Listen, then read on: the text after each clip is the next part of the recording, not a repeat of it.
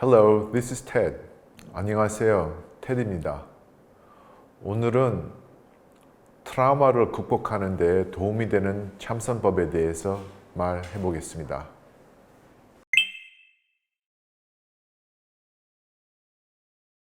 몇 년 전에 캘리포니아 팔로알토시에 있는 굉장히 큰 참전 군인 병원에서 초청을 받았습니다.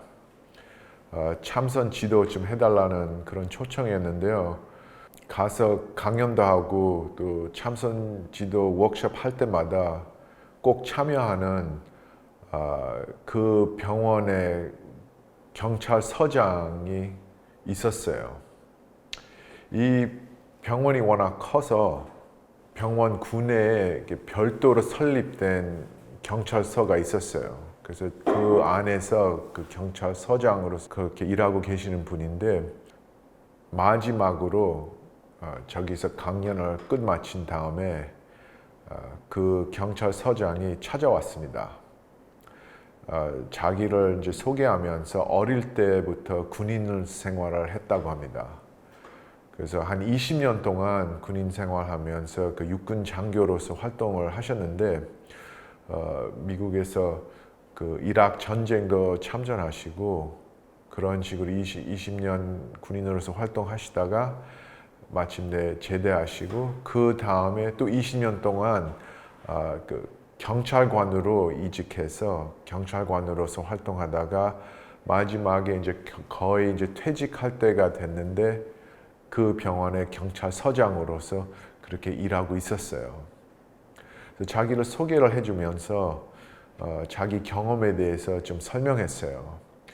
군인으로서 그 전쟁 갔다 오고 또 나중에 경찰관으로서 여러 가지 일을 하면서 그 자기 표현대로는 말로 표현할 수 없는 끔찍한 일을 목격하기도 했고 또 심지어 저지른 적도 있었다고 고백하듯이 말씀을 해주셨어요.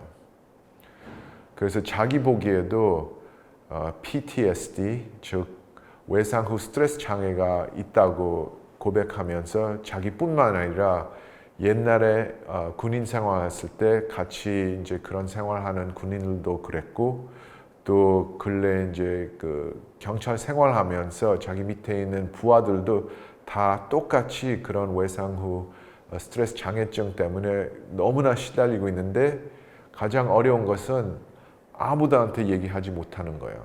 자기 머릿속에 있는 생각이 너무 끔찍하고 너무 가슴 아프고 또 자기가 저지른 일도 너무 말이 안 되니까 아무리 가까운 사이라도 아무도한테 얘기하지 못하고 그저 그 머릿속에 일어나는 그 장면을 보면서도 묵묵히 참는 수밖에 없었다고 그렇게 얘기를 해주셨어요. 근데 이번에 제가 몇 번 그렇게 찾아가서 참선에 대한 가르침을 공유하니까 참선을 해보니까 처음으로 30년 만에 머릿속에 떠오르는 그 생각, 마음에서 생기는 그 끔찍한 감정들, 특히 머릿속에 보이는 그 말이 안 되는 심상을 드디어 벗어날 수가 있었다고 그렇게 얘기해 주면서 이 참선법이 너무나 중요하고 많은 사람들한테 가르쳤으면 특히 전쟁 갔다 온 군인들, 그런 재향 군인들, 그리고 위험한 데서 일하는 경찰관들한테 꼭 가르쳤으면 한다고 하면서 손을 이렇게 따뜻하게 잡으면서 그렇게 악수하고 저한테 인사를 했어요. 그 외상 후 스트레스 장애증에 시달리는 사람들은 특징이 뭐냐면 그 트라우마를 겪은 지 수년 후에도 그 트라우마에 대한 기억이 일어나기 시작하면 이 현재 있는 상황을 또 현재 있는 환경을 완전히 잊어버리면서 완전히 그 과거로 돌아간 기분이래요. 그래서 마치 지금 살고 있는 생활이 꿈이고 그 꿈에서 깨어나 보니까 내가 아직도 이 끔찍한 과거의 상황 속에 갇혀 있구나. 그런 악몽과 같은 그 경험인데 그때는 그 일어나는 생각, 일어나는 감정, 또 제일 어려운 거는 머릿속에 보이는 그 이미지들이 마치 영화처럼 돌아가는데 피할 수 없고 그 상황에서 압도가 되면서 너무나 이제 어려운 경험을 하게 되는 거죠. 그래서 그런 데 참선이 도움이 될 수 있다면 너무나 고맙다고 생각하고, 그리고 그런 사람들이 정말 참선 배웠으면 합니다.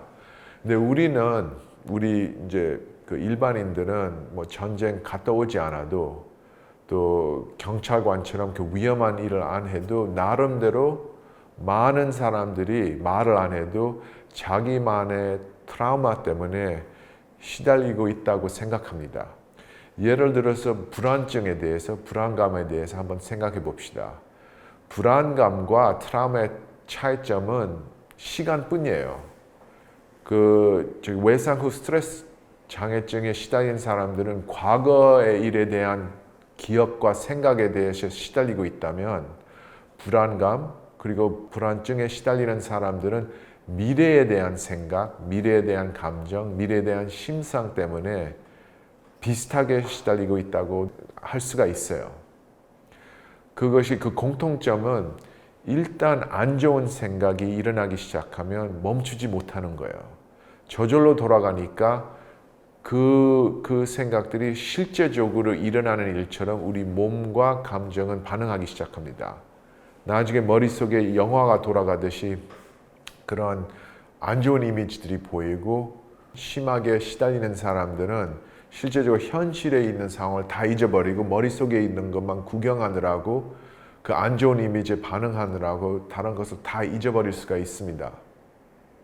꼭 불안증이나 불안감 아니라도 근래 우리가 정말 충격스러운 일이 있으면, 예를 들어서 사랑하는 사람하고 이별한다든가, 또 직장에서 다른 동료하고 심하게 부딪혀서 싸워서 상처받는다든가, 아니면 크게 놀라는 경우, 예를 들어서 교통사고 난다든가, 그것도 우리가 글자 그대로 트라우마라고 하기가 어렵다고 생각해도 트라우마처럼 나중에 몇 주, 몇 월, 아니면 심지어 몇 년이 지나도 계속 생각이 나고, 생각나기만 하면 다시 과거 그 현장으로 돌아간 기분으로 심하게 시달리고 그 고통을 느낄 수도 있어요.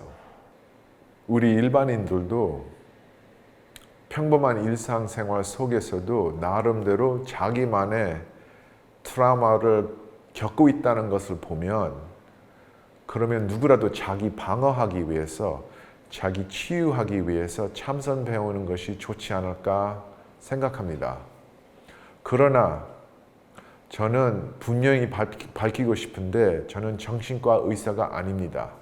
그리고 이 자리에서 정신질환을 참선으로만 치료할 수 있다, 분명히 그것을 주장하는 것이 아닙니다. 마음이 너무 고통스러워서 일반 인간관계를 유지하기가 어렵거나 사회생활을 지내기가 너무 어려우면, 그러면 참선하는 것보다 빨리 정신과 의사나 아니면 전문적으로 상담치료사나 심리요법 치료사한테 가서 제대로 진찰받고 진단받는 것이 제일 좋은 방법이라고 생각합니다. 만약 정말 정신질환이 있다면 제대로 정신과 의사한테서 치료를 받고, 그리고 그 가운데서 참선해도 괜찮다고 생각합니다. 오히려 도움이 될 것이다. 근데 절대로 참선을 1차 진료로 이용하려면 안 됩니다.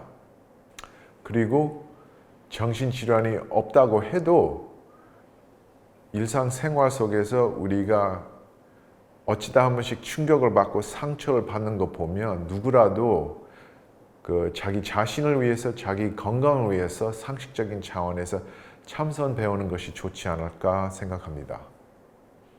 자, 그러면 오늘 이것으로 마치고 다음 영상에서 뵙겠습니다. See you next time.